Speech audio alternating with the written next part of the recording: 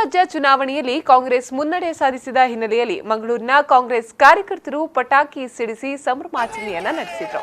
ನಗರದ ಮಲ್ಲಿಕಟ್ಟೆಯಲ್ಲಿರುವ ಕಾಂಗ್ರೆಸ್ ಕಚೇರಿ ಮುಂಭಾಗದಲ್ಲಿ ಕಾಂಗ್ರೆಸ್ ಕಾರ್ಯಕರ್ತರು ವಿಜಯೋತ್ಸವ ಆಚರಿಸಿದರು.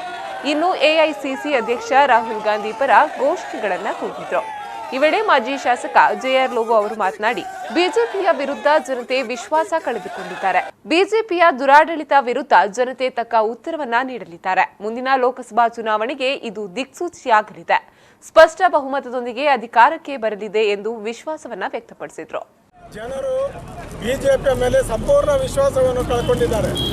ಬಿಜೆಪಿಯವರ ದುರಾಡಳಿತ ಮತ್ತು ಅವರು ಮಾಡಿರುವಂತಹ 5 ವರ್ಷದಲ್ಲಿ ನಡೆದುಕೊಂಡ ರೀತಿ ಮತ್ತು ನಮ್ಮ ದೇಶವನ್ನು ಹಿನ್ನಡೆ ಕೊಂಡೋಗಿರುವುದು, ಹಲವು ವಿಧಗಳಲ್ಲಿ ಹಿನ್ನಡೆ ಮಾಡಿದ್ದು ಇದು ಈ ಜನರ ಆಕ್ರೋಶಕ್ಕೆ ಕಾರಣ ಆಗಿದೆ. ಇದನ್ನು ಇವತ್ತು ನಮಗೆ ಸ್ಪಷ್ಟವಾಗಿ ಕಂಡು ಬರ್ತಾ ಇದೆ. ಕಾಂಗ್ರೆಸ್ ಪಕ್ಷದ ಕಡೆಗೆ ನಮ್ಮ ದೇಶದ ಜನರ ಒಲವು ಇದೆ, ಬಿಜೆಪಿಗೆ ಹಿನ್ನಡೆ ಇದೆ. ಮುಂದಿನ ಪಾರ್ಲಿಮೆಂಟ್ ಚುನಾವಣೆಯಲ್ಲೂ ಕೂಡ ಈ ವೇಳೆ ಯುವ ಮೋರ್ಚಾ ಅಧ್ಯಕ್ಷ ಮಿಥುನ್ ರೈ, ಕಾಂಗ್ರೆಸ್ ಮುಖಂಡರಾದ ಕೋಡಿಜಾಲ್ ಇಬ್ರಾಹಿಂ, ಶಶಿಧರ್ ಹೆಗ್ಡೆ, ಸುರೇಶ್ ಬಳ್ಳಾಲ್ ಸೇರಿದಂತೆ ಮತ್ತಿತರರು ಉಪಸ್ಥಿತರಿದ್ದರು.